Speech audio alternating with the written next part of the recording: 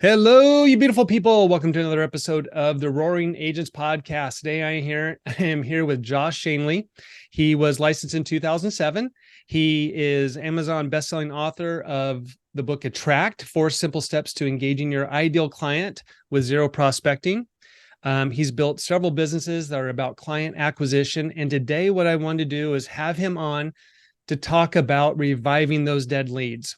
When I was director of sales, we would hire new people and we would put them on the old leads that all the other agents said were dead. And lo and behold, they were not dead. So Josh, help us understand how to revive those dead leads, quote unquote, dead So, leads. yeah, I mean, I would say that those are the best leads, quite honestly, right? Because if you look at, depending on what studies you look at, et cetera, I mean, the average, say, buyer lead is when they first raise their hand, they're 6, 9, 12, 18 months away from actually transacting.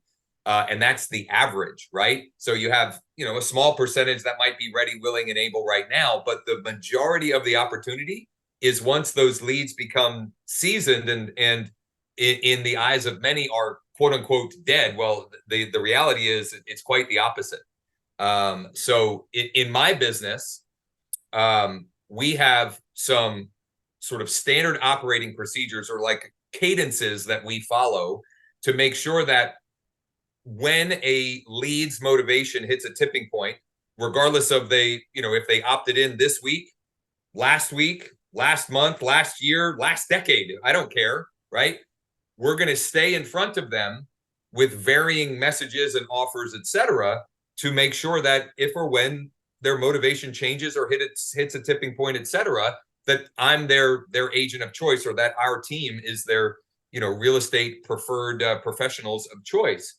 And so for us, what that looks like is, number one, a weekly email newsletter every Friday morning, period. Like clockwork, everybody that we have an email address for, who hasn't unsubscribed, who opted in at some point, is going to get a Friday email newsletter from us. And there's a bunch of resources that we're going to let you know how to get for free. One of them is I've detailed out my weekly email newsletter. I provide a template and also the thought behind why we structure it the way we structure it, how we weave in calls to action, which then become triggers for us to follow up with leads that maybe have taken an action that indicates, maybe their motivation has changed, right? So, for example, a simple example is every one of those emails has a place where if they own a home, they can go get an updated home valuation. Well, if they're doing that, they're probably,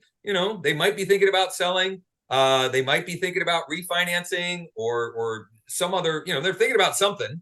And that is then an indication to us, hey, maybe we should follow up with them. Maybe we should call them. Maybe we should text them, maybe send them snail mail, which we do all of the above, by the way. But we want to have that that is sort of one of our anchor marketing activities each and every week. Every Friday morning, 8:30 in the morning, that email goes out like clockwork, and it's created and structured in a way that it's relevant to anyone receiving it. And then also we weave in real estate calls to action, etc. So that's a big one for us. Another big one is, and quite honestly, I did this morning. We're recording this on a Tuesday, and Tuesdays for me, I love alliterations. So Tuesdays for me are texting Tuesdays. So Tuesdays mean we're going to take some segment or portion of our lead database, and we're going to text them a direct message to try and get a conversation going.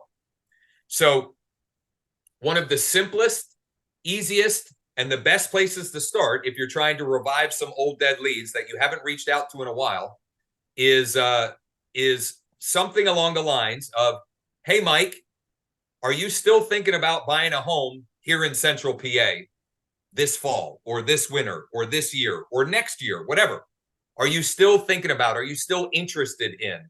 And that's, I'll give credit to Dean Jackson. That's what he calls his like 9-word email or text. That phrasing works great as a text or an email.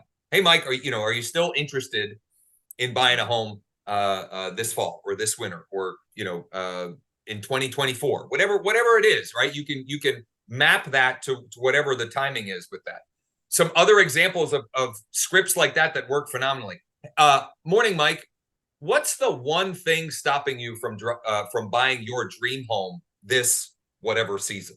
What's the one thing stopping you? And you'll get credit, or the home prices, or interest rates, or whatever. But anyone that answers is an opportunity for you to demonstrate the value you provide. And if they're giving you an objection, there's some motivation, right? If they're motivated enough to give you that objection, if you can figure out a way around it, which you may or may not be able to, right? If they reply, my price range, and well, what's your price range? And they say, well, $75,000. That's not going to open up many options for us, right? So sometimes it's a dead end, but at least it's a conversation to determine, is this someone that I should continue to invest energy and effort and time into, or is it, I can reallocate that time and energy elsewhere.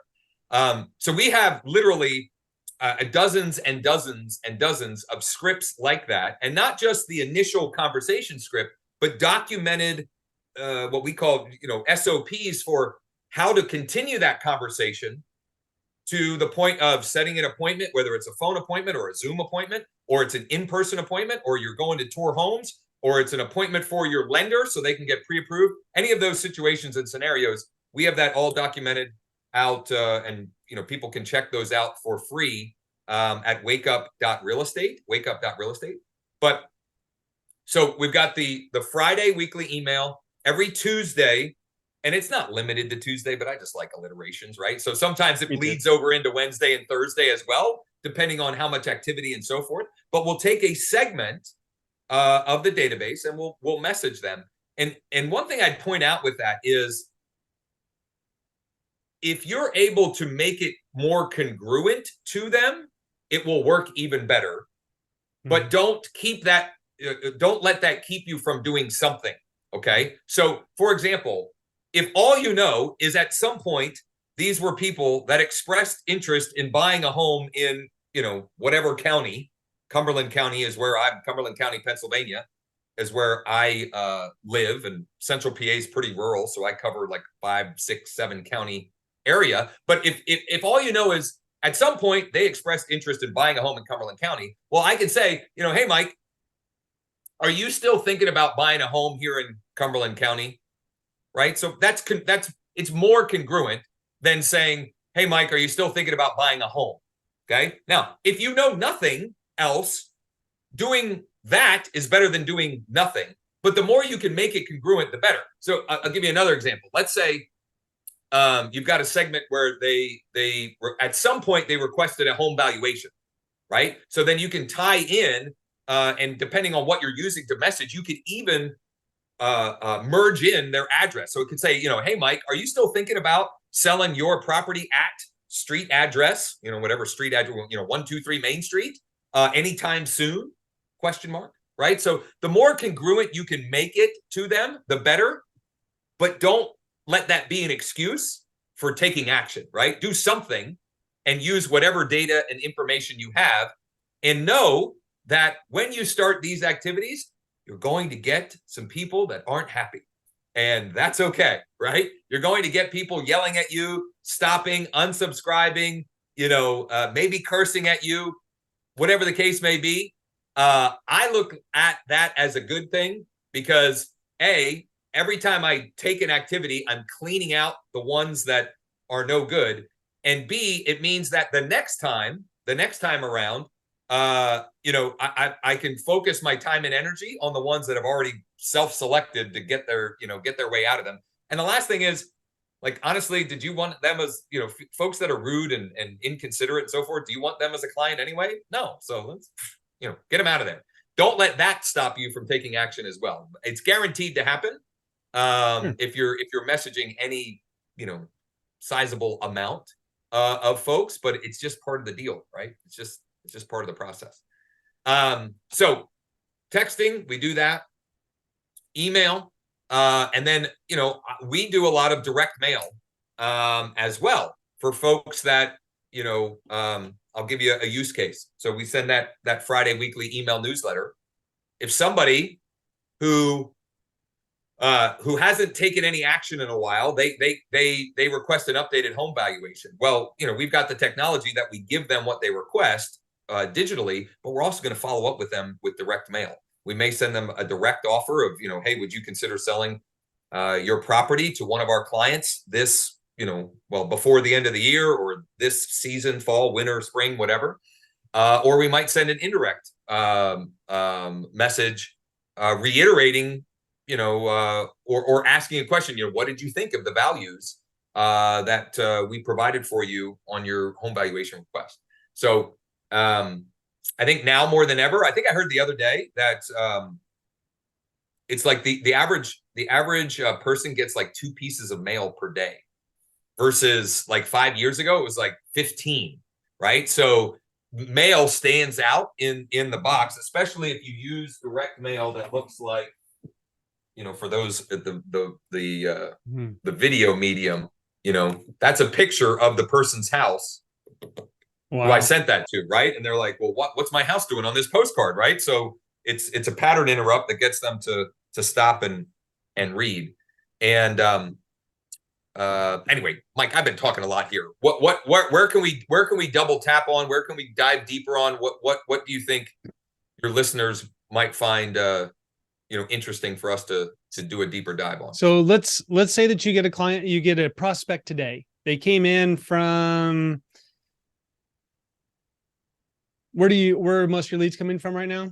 I mean, Facebook, Instagram, Google pay-per-click, direct mail. I mean, any those are big, So let's say someone pops up, you've got their information. How often are you talking to them or reaching out to them in the first week? So we use automation to make sure that in that first 7 to 10 day window, they're getting 7 to 10 touches, a variety of email and text. And I just removed this because I don't think the functionality was there, but for a time we were doing ringless voicemail. I removed it because A, we weren't really getting much in the way of results from it, and B, I know more and more states are kind of cracking down on that. I heard some bad stuff about that recently. Is the fines they're starting to go after that one. So yeah. Right. So let me give you. I'll give a very practical example of a campaign that I have running right now. So we've got a campaign running on Facebook and Instagram to generate seller leads. Okay, we're offering a home valuation. Right. It's kind of a it's a pretty simple and tried and true method for getting local homeowners to engage with you. So when when they see our ad, they click on the link, they go to the landing page, they enter their information. That will kick off a trigger of several different things. Number one, an automated smart campaign in KV Core, which is what we're using, an automated smart campaign in KV Core, which is multi-touch email and text messages. Number one. Number two, it will also kick off a direct mail follow-up campaign, where that lead is going to get 9 direct mail pieces over the next 6 months or 189 days, something like that. Okay. Number three, so we've got digital, email, and text, right? Or actually, here's the way to look at it. We have this device, right? We're hitting them in their mailbox. They also immediately get added to a retargeting list. So now they're going to start to see me everywhere, that they go on social media and just the general internet and search.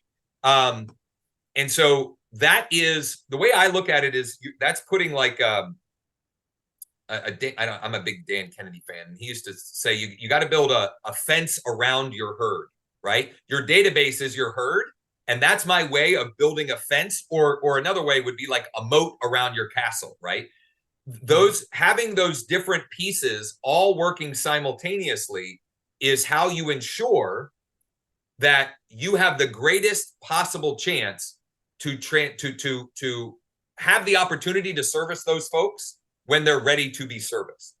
Is it foolproof? Absolutely not. But doing all of those things in conjunction will get you exponentially better results than if you call them twice and decide, these tire kicker leads stink, right? Like, liars are liars. Yeah. I mean, So you want to show up in as many different ways possible and as many different places possible. So if I take it back to the first two things that I mentioned, the weekly email newsletter and the texting, new leads they get put in their own little silo, and then after 2 weeks, then they'll start to get those messages as well. Because the way we set up our smart campaigns is they're short and sweet, and then because we know that we're going to send a weekly email, we're going to text them at least 2 times a month, depending on how we segment them out. And then we also, one last thing on those is when we get homeowner leads, we put them on a market report for the zip code that their property is in as well. So it's another sort of set it and forget it automated touch point Is that of KV information Core? that's relevant to them based upon the zip code of the property that they had requested the value. Is that a KV Core report? Yes. Yep. So some people have shied away from using KV Core's market report because their fear is that it's not accurate. What have you found? I don't know. I feel like it's better than nothing, A. And B,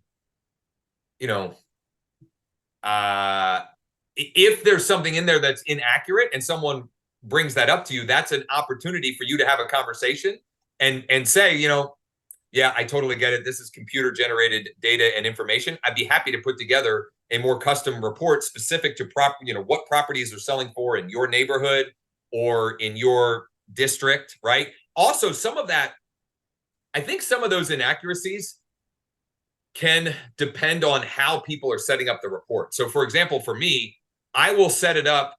Generally speaking, we use the zip code because I'm in a rural area and there's some weird things going on with that. But you could do it by, depending on your area and how densely populated and so forth. In some cases, you can do a specific neighborhood or subdivision, or you can do a specific school district, or you can even do like the borders of an elementary school, right? So I think some of that has to do with the way folks are setting them up. And if there's a better option, I'm all for it. But that type of data and information, I think, is relevant and engaging. So getting that to them in some form or fashion, whatever tool that you may be using, I think it's another great additional touch point where you can create and stay top of mind, with those contacts as you're growing your database. I agree with that as well. Just it's something because I saw it as like, well, if someone's calling me to say that they don't like their number and they think it's higher, I think that's actually an opportunity. I don't know how many people are just going to write you off because that report is off. Can you put anything in the language or is there anything in that report when it sends out, hey, this is an algorithm, if you want a more accurate thing? I think you're talking about the listing valuation. I don't use the KV Core listing valuation. Okay. So the market report is literally the market data. So the market report is, if I send a market report for this zip code, it's saying, here's how many active listings there are, here's how many pending listings there are, here's the average. That is more, I was talking about the listing valuation. Yeah, so that's obviously going to be more accurate. I don't like the listing valuation tool either. Okay. So for that, I've pivoted to using a platform called iList. And we can share with folks how they offer a free 45-day trial. I like their platform for 2 main reasons for this usage. It gives them 4 different value models, right? So you're not saying this is how much your home is worth, because then you're just opening yourself up to have a confrontation. It gives them 4 different value models. One of them Zillow, one of them's based upon ATOM data, ATTOM, and I forget what the other 2 are. But there's 4 different, and they're never exactly the same. And it's interactive in the sense that they can adjust their value, right? So if they know they just recently did some big upgrade to their exterior, like they can play with the value, and it just makes for an interactive experience. That's what I do as far as, and we send that on a monthly basis. So a monthly update. It's also a great, we play that up in our are lead generation campaigns that they're going to get instant access to 4 unique value. I forget how we word it, but they get 4 unique automated estimates of value, 4 unique automated estimates of value. And then the call to action with that is, this is computer generated information. If you'd like a more customized, specific valuation, let's chat. Something along those lines. So you've got a plan for 6 months. What happens when they still haven't bought after a year or so? What is your plan? They're of still going to get my weekly there? email. They're going to get it. They're going to get 2, 3, sometimes, or 2 or 3 text messages per week. And if they're a buyer, not per week, I'm sorry, per month. Okay, they're going to get a weekly email. They're going to get 2 or 3 texts, and every buyer. So let me actually backtrack. Every contact that we have, at least our goal, I'm sure we're not flawless with this, but our goal for every contact is that they're either on search alerts or a property report, or I'm sorry, a market report, either search alerts or a market report, and some are on both, right? So, for example, we've been generating a lot of downsizer or right sizer folks, folks that are looking to downsize or right size into maybe a single floor, more maintenance free living. Well, the majority of those folks own a home and they're looking for a home. So those folks are getting a search alert for, 1 story or homes with a primary bedroom on the main floor. And also they're going to get a market report for the zip code of the property that they're going to be selling when it all matches up. So after that 6 months, they're still going to be getting, a minimum of 4 to 6, sometimes more touches per month. Wow. And I am, if you, because of that, we get people every week that we had no idea were engaging with what we were sending, right? You'll get, if you do this right, what will happen is you'll get people that start to email, call, and or text you and say, hi, this is so-and-so. You don't know who I am. I've been getting your information for weeks or months or years. We're finally ready to do something. What's our first step, or what's our next step?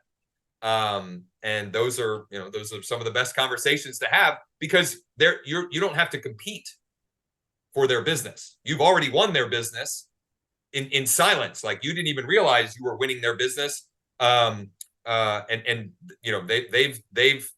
because now their motivation has hit a tipping point, and you've been there keeping them updated on what's going on and what property is available and so forth. They've already predetermined, I'm going to work with Josh. It's just a matter of when the timing was right. How much is all of this automated for the most part? No, well, so the things that aren't automated are the text messaging, the weekly email. The weekly email is curated content each and every week. So that takes 15 to 30 minutes a week for the weekly email.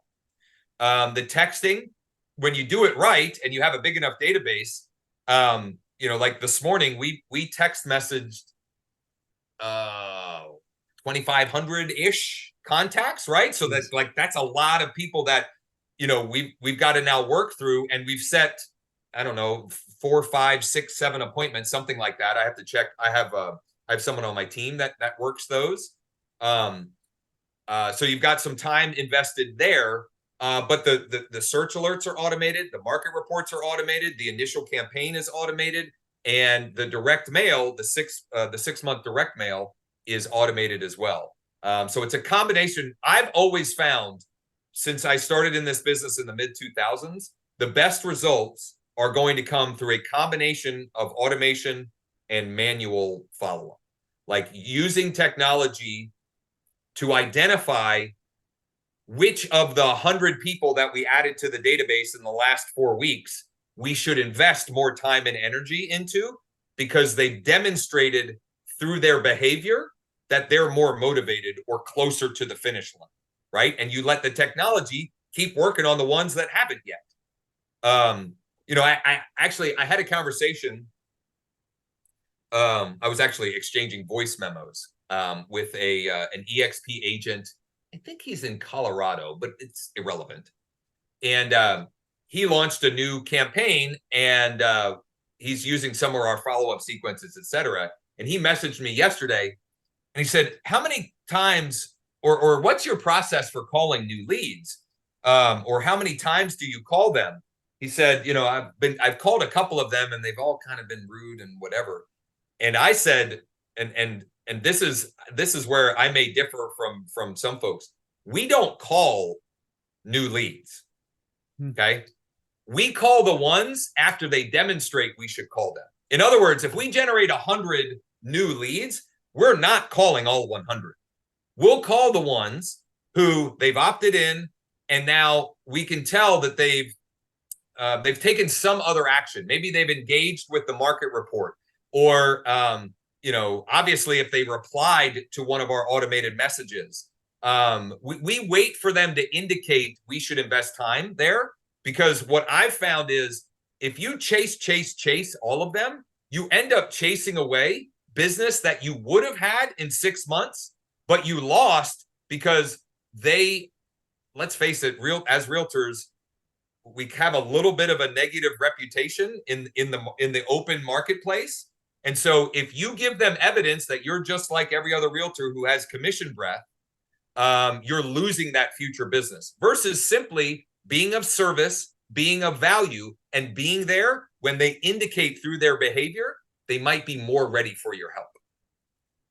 I like that. I like when something's counterintuitive to what everyone else is saying, and proof that it actually does work. I had talking about the automation. We had someone on the team. He was sending texts, no response. And I was just like, or maybe his emails, whatever. I said, use the CRM. Let it just put on a drip. The first one he sends out, the client responds, goes, "Oh, I didn't think you were real. I thought you were just an automation." And it was the automation that made them think it was like, right. He's like, son of a.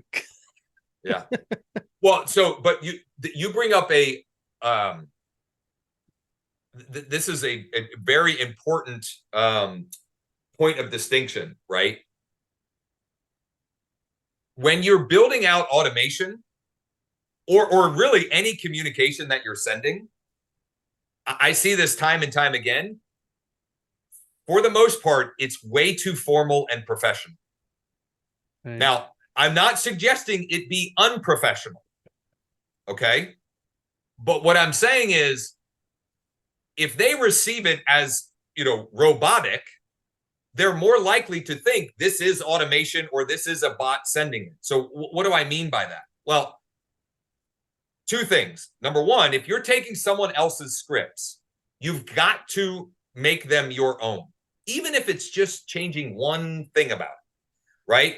And I think whether you're using someone else's or you're writing out your own scripts, if you read them out loud to yourself before sending, you're going to be better off, because you're going to find because I work fast, right? Oftentimes I have actual grammatical errors that I don't want to have in there, right? Like I forget words or whatever.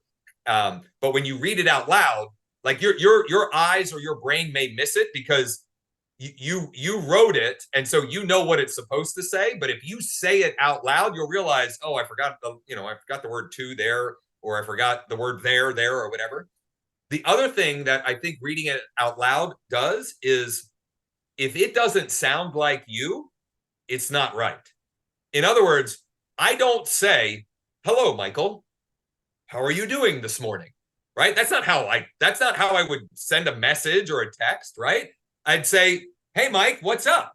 And so that's the way I talk, but that's not the way everybody talks, right? So as long as it fits your personality and your own vernacular, I think you're good, and that you make it your own in some form or fashion. I see too many times where, because of what I do, I get a lot of emails and text messages from realtors, right? Because like I end up in their database one way or another. And there are so many that I cringe, that I'm like, this so obviously screams that this was some template that everybody in the office is using. And the problem with that is most times it has the opposite desired effect. You're actually making it less likely for someone to work with you because you've depersonalized yourself, right? Like you've I don't know. Anyway, I agree. yeah. So make them your own and craft them in the way that you speak. If you were having a conversation with a friend over coffee, that's the way the message should sound. Like that kind of conversational tone. Yeah. So you've got a lot of things set up, and we know that most people have trouble starting, and they're going to get a little bit overwhelmed when they hear you, all the things you're doing and all the lead sources. What do you think of all the things that you do? If an agent just started one of these things, which one is the most important? I would say first and foremost is to utilize whatever assets you already have.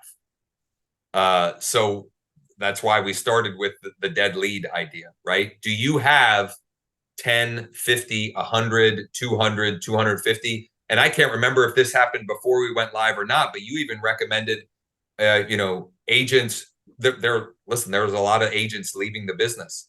Well, try and grab their database, their dead leads if they're heading out politely, right? Politely, Yeah.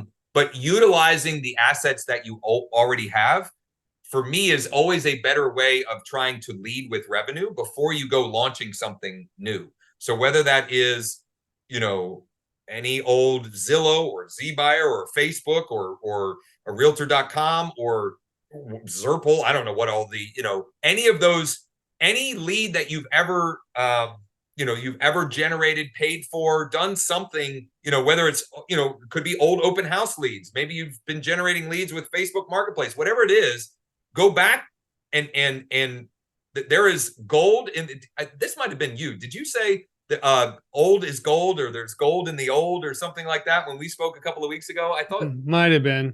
that might have been you that said that. But there's, the more seasoned those are, the more likely they are to be ready to go. And then, I know this is so like old school, but like if you don't have your past clients and your sphere of influence in your database, in your CRM, you're missing out, because every one of the people that and your past clients, they would welcome a market report email. If you use the weekly email newsletter process that we use, they would welcome those emails. You should be sending them direct mail once a month. Like, there's business to be had there. And I'm like a lead gen junkie. It's why I built several companies for it. I love that. And I'd be happy to help anybody that wants to explore that. But odds are you've got a lot of business sitting right in front of you that you've already paid for, either in money or time or both. You might as well maximize that first. So one of the things that we would do when we put someone on old leads is have them send out a message, one way, text or email, saying, I dropped the ball, or we dropped the ball, is just something like admitting, hey, look, it's been a long time since we've talked. How are you doing? What are your real estate plans? And that drop the ball is just an abnormal kind of thing that someone's admitting, hey, we dropped the ball. Now it seems like you're pretty consistent, so I don't think you're having to go back to people but if you miss someone, how would you relaunch this for an agent? How would you suggest that first? I think that's a great idea.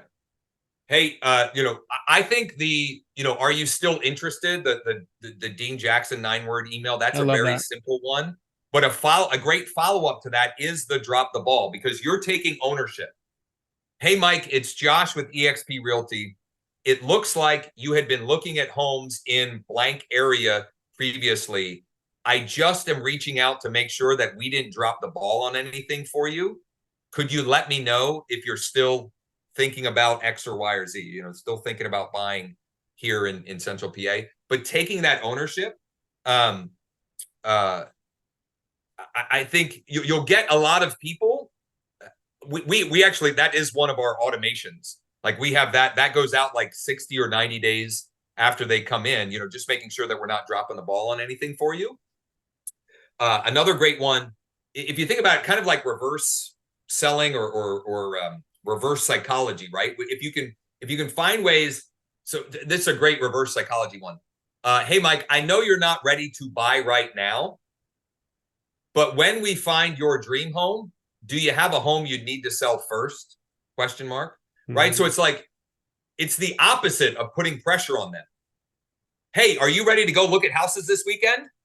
No, it's the opposite. Hey, I know you're not ready to buy right now, which, by the way, buy right now is an embedded command, right? Yeah. So you're actually like planting a seed there, but it's reverse psychology. Hey, I know you're not ready to buy right now, but when we find, and this is also planting a seed, when we find your dream home, meaning we're going to find your dream home, do you have a home you need to sell first? Another one is for seller leads. Hey, Mike, I know you're not ready to sell right now, but when the time is right, will you be relocating or staying here in the area? Right. Mm-hmm. So it's like taking the pressure off. And when you do that, you increase the likelihood of them responding. And B, you also end up getting, in many cases, information that allows you to better strategically follow up with them. So the last time we used those, because here's another secret. Like when you find the scripts that work, we recycle them every season. So every 3 months, we pretty much use the same ones because they forget that we used, that we sent you this same message 90 days ago, and we might tweak it slightly, right? If we said, this summer, we're going to say this fall, or if we said this fall, we're going to say this winter. People's memories are not that good. They don't, so it's easy. Right, yeah. I mean, look, how could they be? They're getting like 50 other text messages a day and 100 other emails a day, right? So they don't remember that you sent them that message. But what happens when you use messaging like that is you get that they'll start to tell you their story. You're right. We're not ready to buy right now. We're actually we're thinking about building, and this is actually a story that I got when we use this. We're building a new home in North Carolina. We're hoping it'll be done in June and July. We want to sell this one here late winter, early spring. So now I have information that they probably have not shared with any other real estate agent in my market. I can notate their contact record in my CRM, and then I can strategically follow up like right after the first of the year and just see, hey, how's the construction on the new house in North Carolina going? And, are you guys still thinking about selling the one here in, whatever, this, late this winter, early spring, or are we any closer to identifying that timeline? So the other thing that I would encourage you all, when you have these conversations, the more they tell you, the less likely they are to tell one of your competitors. So if you get them to open up to you and you demonstrate that you're actually listening and you make notes, they don't want to tell their life story to everybody. So when you get them communicating with you, you're filling your bank of future commissions by doing that. Okay. Now I know we all want the one that's ready to go look at houses tomorrow or list their property tomorrow. But unfortunately, the sales cycle in real estate is long. That's unfortunate. But the good news is if you play the long game and you do this stuff, you're going to beat most of your competition because everybody else is playing the short game. They're playing the immediate gratification game. And if you position yourself as the anti that and you focus on the actions, not the outcomes, focus on doing the work, not the results of the work, you're going to fill your pipeline, with business for next week, next month, next quarter, next year, 2 years from now. And that's, I think that's how you win, especially at growing and not having the, which most realtors are living the up down cycle. It's the infinite game versus the finite game. Exactly. I talking about people just don't want to go tell the story again. It just made me think about, I had the feeling of what it was like to be a seller talking to listing agents. I was selling a car and I told myself, I am not selling it for a penny less than whatever. And I will wait as long, it's all the stuff I told myself in the head. Guy shows up, looks at the car, takes it around. NBA playoffs are on. I'm more interested in that. He goes and takes the car for a drive. It's been like 45 minutes. total that I spent with him. He's like, okay, but I'm $200 short. And I was like, I don't want to go through this again. Right. I don't want to Yeah. talk to What's that? somebody else. Yeah. And my principal is like, I am not taking, but I was like, the game's on and I can just be done with this. And this is Right. what happens with the sellers on those listing agents. That's why you want to be first. Yep. But to what you said is like, I've already told the story. I don't want to tell the story again. I like that spin you put on it. Yep, definitely. So as we're tying up, one thing I want to make sure to ask you, because you mentioned a whole bunch of lead generation things that you're doing, and every Facebook realtor group, hey, what are you using to get leads? What's working for you? So I want to ask you, what's working for you? What the most? What's working the best right now? Yeah, so direct mail to targeted lists, number one, and number two, I'll give you three. Direct mail to targeted lists. Number two, Facebook and Instagram. Like right this second, the ones that are working the best, twofold. Home value style leads, just offering, get instant access to 4 unique automated, I can't remember, but unique estimates of value. 4 unique automated estimates of value for your home. And then Google pay-per-click, but not the, we take a niche approach when possible. So not like the search all Mechanicsburg area homes. Right. It's niching down. So, downsizer friendly homes, new construction homes, waterfront homes. Even if you at least sort of bucket it into price ranges, it works a little bit different. As far as cold lead generation, right? Cold, like adding people to the top of the funnel or the beginning of the pipeline. Those are the 3 that are working best right now, and that we're consistently, reinvesting into to grow the database. When you said the home valuations, I got to be honest, I thought that was dead several years ago. But when you made the point 4 estimations of value, that is because everyone's like, I'll go to Zillow. But if you're saying 4 estimations, now they feel like they're getting something different. And that's now I see the value of an iList, because that's where you're getting that from, right? Right. And I would say that it just like the market ebbs and flows, I would say that there are times like 2 years ago, the home value ads, like my cost per lead on those was horrific, which is why I shut it all down. But now the market's changing and I've got a little bit of unique value proposition. That combination of those 2 things, I think, is why it's working well for myself and for a number of the folks in my organization throughout US, et cetera. So it's one of those things where it does kind of ebb and flow, and you kind of have to you have to adapt to what's going on in the market from time to time as well. But it's working quite nicely right now. For Google Ads and Facebook, what's a good target for lead acquisition cost? So we shoot for anything under $10 a lead, with the caveat being if you're in a really expensive market, like if your average, like, so I mentioned already, I'm in Central PA, somewhat rural area, Harrisburg, Mechanicsburg, Carlisle, York, Lancaster, etc. We're not super densely populated. Like the county I live in, it's 200,000 people, the whole county, right? And our average home price is, depending on which pocket in Central PA, it's 300,000 to 400,000. Okay. If you're in an area where your average home price is 750, 800, $1 million, you're probably looking at a target of 15 to 20 per lead. And also, the one that you turn into a client is worth a lot more, from a GCI perspective as well. So it's a little bit relative, but the general target we set is shooting for $10. So for 100 leads, how many do you think you'll close in a year? What's that ratio? In a year, like if you, I shoot for 5. If I get 3, I'm ecstatic. If I get 1, I'm still getting like 5, 6, 7, 8 to 1 ROI.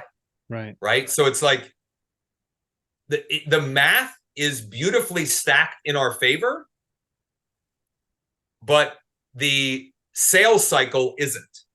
Right. And so it messes with our brains. myself included, and I've been doing it forever. It still messes with me, right? So it's getting yourself to be patient enough to realize the $1,000 I invest this month to generate 100 is going to turn into 5, 10, 15, 25,000 over 12 months if I do my job. But it's being patient during that time frame that happens. And I'll give a very I'm all about being transparent. When I first reactivated my license it was at the end of 2019, 2020, the beginning of 2020, and I launched a campaign March or April. This is right around the pandemic as well, so this was kind of messing with my brain. There was a lot of things going on there. It was anyway, crazy time. Yeah, I turned on a campaign around then, and generated, I don't know, a couple hundred leads, maybe 250 leads or so. And at the end of that year, I did an audit of my transactions, which I should do quarterly, and I often forget. You probably should do it monthly, but quarterly at worst. And I always tend to forget, and I end up doing it at the end of the year.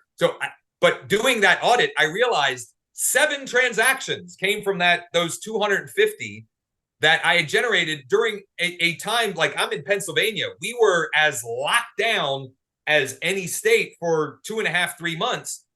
And it was just a good reminder, like, why did I go away from that? And how do I get back to that? So if you play the long game, you're going to win, but you got to understand that the 10, 20, 100, 1,000 that you invest today, the way our business is, you just have to be a little bit patient to get that ROI back. But the ROI is beautiful over time. Last question, so I won't keep you much longer. Did you figure out Facebook ads on your own, or do you have an agency, or any of these ads? Yeah, so I've been running ads on Facebook literally since they opened up the ability to do so, and you could only use the little right column ads. So I've been doing them forever and ever and ever. However, I have also been using and recommending 2 platforms that make it a lot easier for the non-techie person who wants to launch them. Number one is Street Text.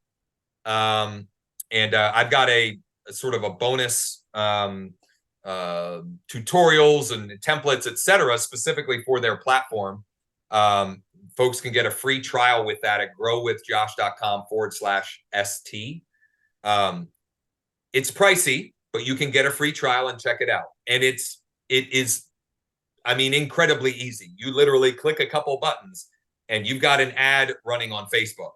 And if any of you have tried to run ads in the Facebook Ads Manager, which I still do from time to time, it is maddening, like maddening.